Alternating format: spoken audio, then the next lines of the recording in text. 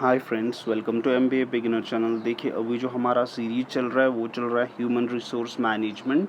और इससे पहले ही हमने बहुत सारी सीरीज़ कंप्लीट की है, जिसमें कि सीआरएम है यानी कि customer relationship management, export management, hospital administration, international business, organisational effectiveness, strategic management, total quality management, principles of management. ये सब हमने ऑलरेडी कंप्लीट किया है। अगर आपको लग रहा है कि कोई इंपॉर्टेंट टॉपिक इनमें से छूट चुका है जिस पे कि हमें वीडियो बनानी चाहिए, तो आप कमेंट सेक्शन में बता दीजिए या आप हमें मेल कीजिए, तो हम तुरंत उस पर वीडियो बनाने की कोशिश करेंगे। तो देखिए, अभी जो हमारी सीरीज चल रही है वो चल रही है ह्यूमन रिसोर्स मैनेजमेंट, और इसमें हमने ऑलरेडी ह्यूमन रिसोर्स मैनेजमेंट की डेफिनेशन कंप्लीट की है, जिसकी लिंक आपको ऊपर आई बटन में मिलेगी। और आज का जो हमारा टॉपिक रहेगा वो रहेगा nature of human resource management, यानी कि नेचर ऑफ एचआरएम। इसके बाद हमारे कुछ टॉपिक्स रहेंगे: objective of HRM, significance of HRM, challenge of HRM, functions of HRM. और इसी के साथ हमारा एचआरएम का भी कंप्लीट हो जाएगा। तो अभी हमारा जो है वो है नेचर ऑफ एचआरएम।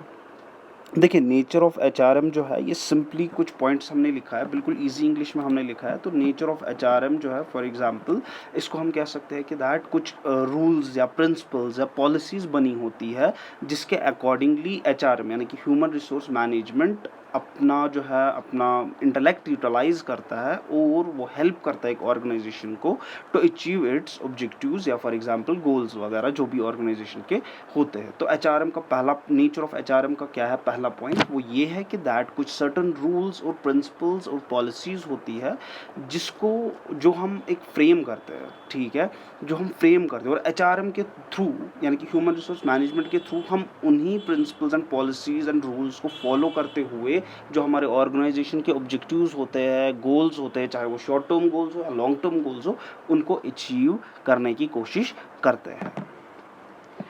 दूसरा पॉइंट जो है वो है HRM is a pervasive function. HRM is a pervasive function मतलब क्या होता है?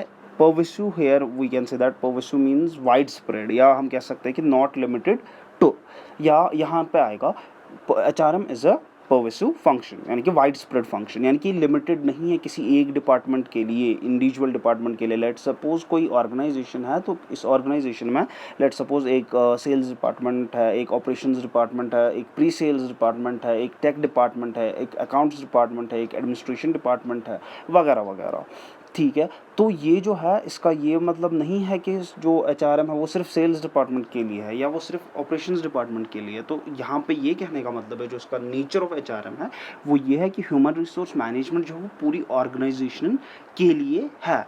चाहे आपका वो कोई एम्प्लॉई बिल्कुल लोअर लेवल पे हो, बिल्कुल वो क्लास 4th हो, ठीक है, जो वहाँ पे टेबल वगैरह साफ़ करता होगा, या फॉर एग्जांपल कोई हायर लेवल का सीईओ, ठीक है, ये सभी जो आते हैं, इन सभी को मैनेज कौन करता है? वो करता है ह्यूमन रिसोर्स प्रोफेशनल, ठीक है।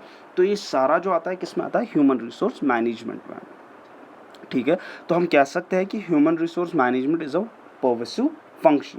पर्वेसिव का मतलब क्या है? हम कह सकते हैं कि पर्वेसिव यहाँ पे है वाइड स्प्रेड, या for example not limited to any particular department, ठीक है। तो अब आया हमारा पहला पॉइंट है कि दैट हमें कुछ पॉलिसीज़ बनाई होती है, कुछ प्रिंसिपल्स बनाती है एचआरएम के द्वारा, फिर हम उन्हीं पॉलिसीज़ और उन्हीं रूल्स एंड प्रिंसिपल्स को फॉलो करते हुए ऑर्गेनाइजेशन के ऑब्जेक्टिव्स को अचीव करने की कोशिश करते हैं। दूसरा है कि एचआरएम जो है ये एक वाइड स्प्रेड फंक्शन है। तीसरा जो है, एचआरएम इज़ पीपल ओरिएंटेड। इसका क्या मतलब है? इसका ये मतलब है कि पीपल या ह्यूमन रिसोर्स जो है किसी भी ऑर्गेनाइजेशन का, ये सबसे ज़्यादा इम्पॉर्टेंट है, और इसी चीज़ के लिए एचआरएम को और कोई ऑप्शन नहीं है, इसको पीपल ओरिएंटेड बनना ही पड़ता है। यानी कि फॉर एग्जांपल एचआरएम जो है ये लोगों के साथ और लोगों के लिए और लोगों के साथ काम करता है, ठीक है। इसका जो है एचआरएम का सिर्फ एक ही मकसद होता है, एक ही मोटिव होता है, वो ये होता है कि दैट ये एक ऐसा वर्क फोर्स बनाए जो कि बहुत ही ज़्यादा प्रोडक्टिव हो और बहुत ही ज़्यादा एंगेज्ड हो, ठीक है। ये एक क्रीम लेवल का वर्क फोर्स बनाना चाहता है, इसीलिए हायर एंड फायर की पॉलिसी होती है। लेट सपोज फॉर एग्जांपल, अगर कहीं किसी ऑर्गेनाइजेशन में लगता है कि लेट सपोज वहाँ पे 10 एम्प्लॉयज़ और 2 एम्प्लॉयज़ को उनको लगता है कि दैट ये अच्छा परफॉर्म नहीं कर रहे हैं, तो वो कोशिश करेंगे, धीरे धीरे उनको साइड लाइन करेंगे, धीरे धीरे उनको डीमोटिवेट करेंगे और उनको निकाल देंगे। तो वही होता है। और जो बाकी के 8 होंगे, लेट्स सपोज़ उनमें से जो है 2-3 ऐसे होंगे जो बहुत ही अच्छा काम कर रहे होंगे और उसको वो एचआरएम जो है वो उसको फैसिलिटेट करेंगे, उनको जो है मेडल्स वगैरह देंगे, कुछ इंसेंटिव्स वगैरह देंगे, कूपन्स वगैरह देंगे, मूवी कूपन्स वगैरह, ठीक है? तो उससे क्या हो जाएगा, उससे बाकी भी जो है वो मोटिवेट हो जाएंगे और ज़्यादा काम करने के लिए, ठीक है? तो simply HRM is people oriented. इसका ये मतलब हुआ कि दैट इसका एक ही ये जो है काइंड ऑफ एचआरएम, ये जो है अपने वर्कर्स के साथ और उनके लिए काम करता है, ठीक है? और अब आएंगे हम फोर्थ पॉइंट पे, यानी कि human resource is a continuous process. इसका क्या मतलब है, human resource is a continuous process? इसका ये मतलब है कि ह्यूमन रिसोर्स में आप जो ह्यूमन रिसोर्स मैनेजमेंट है ये आपको कंटिन्यूअसली, ठीक है, जो ह्यूमन रिसोर्स है इनको आपको कंटिन्यूअसली ट्रेन करना पड़ता है, डेवलप करना पड़ता है, या for example the last option is to replace, ठीक है? क्योंकि आपका कंपटीशन जो है वो कंटिन्यूअसली बढ़ता जा रहा है। आप कोई भी ऑर्गेनाइजेशन ले लो एक्सेप्ट फ्यू, चाहे वो टेलीकॉम हो या एयरलाइंस हो, एक्सेप्ट दीज फ्यू ऑर्गेनाइजेशंस जिनको आप हाथ पे गिन सकते हो, rest everywhere is the competition. और हर गुजरते दिन के साथ कंपटीशन बढ़ता जा रहा है। तो ह्यूमन रिसोर्स क्या करता है, ह्यूमन रिसोर्स आपको हेल्प करता है ट्रेन करने के लिए उन लोगों को जो आपको लग रहा है कि लेट्स सपोज कोई नई टेक्नोलॉजी आ रही है, तो ह्यूमन रिसोर्स क्या हेल्प करता है कि उन लोगों को ट्रेन करता है कि अब हमें ये नई टेक्नोलॉजी आई है तो हमें अब इसके लिए इसके साथ वर्क करना है and we have to grow accordingly, उनको डेवलप करता है। या लेट्स सपोज अब अगर फॉर एग्जांपल इनको जो नई टेक्नोलॉजी आई, कोई अब 58 या 60-65 ईयर्स का है, अब वहाँ पे इनको समझ आ रहा है कि that he or she won't be able to cope up with the new technology, तो वहाँ पे वो क्या करेंगे, वो उनको जो है रिटायरमेंट का ऑप्शन दे देंगे दैट आप जो है यहाँ से रिटायरमेंट ले लीजिए, हम आपको कुछ पेमेंट वगैरह कर लेंगे and you have to retire. या फॉर एग्जांपल कोई बंदा अच्छा परफॉर्म नहीं कर रहा है तो कोशिश ह्यूमन रिसोर्स की रहेगी, क्योंकि अब उन्होंने उसको ट्रेन भी किया है, उस पर टाइम भी लगा है, तो वो कोशिश करेंगे कि हम उसको एक मौका दे दें, तो वो फिर से उसको एक मौका देंगे। बट स्टिल अगर वो परफॉर्म नहीं कर पा रहा है तो इवेंचुअली उसको रिप्लेस ही किया जाएगा। तो इसका ये मतलब है, इन शॉर्ट इसका ये मतलब है कि ह्यूमन रिसोर्स जो है वो कंटिन्यूअस प्रोसेस है। जब वो किसी को फायर करेंगे तो दूसरे को, उनको लेट सपोज उन्होंने ए बंदे को फायर किया और बी को उन्होंने अब जो है हायर किया, तो जो उसको हायर किया अब उसको नई से ट्रेनिंग देनी पड़ेगी, उसको डेवलप करना पड़ेगा, अगर उसने भी परफॉर्म नहीं किया उसको भी रिप्लेस करना पड़ेगा अकॉर्डिंगली। ये जो है ह्यूमन रिसोर्स कंटिन्यूसली जो है ये कंटिन्यूस प्रोसेस है। उसके बाद क्या है, उसके बाद जो है हमारा एक और पॉइंट है, बहुत ही इंपॉर्टेंट पॉइंट है, प्रमोट्स, जो ह्यूमन रिसोर्स है इट प्रमोट्स ऑर्गेनाइजेशनल कल्चर,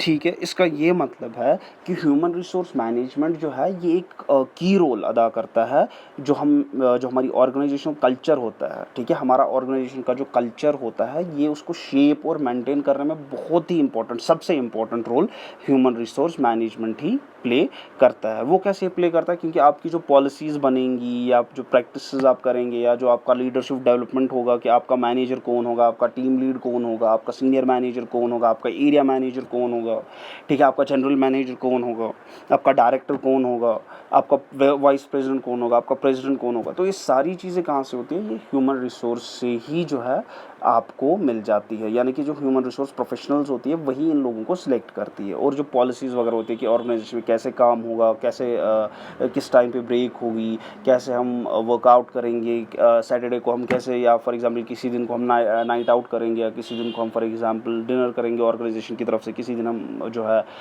खेलेंगे ऑर्गेनाइजेशन की तरफ, वगैरह वगैरह, ठीक है? तो ऑर्गेनाइजेशन कल्चर को ये प्रमोट करता है ह्यूमन रिसोर्स, ठीक है? ये डिफरेंट पॉलिसीज़ बनाता है, लीडरशिप को भी यही सिलेक्ट करता है, चाहे लोअर लेवल एम्प्लॉयज़ हो, हायर लेवल एम्प्लॉयज़ हो, हर कहीं पे ह्यूमन रिसोर्स मैनेजमेंट ही जो है वो ज़िम्मेदार होती है।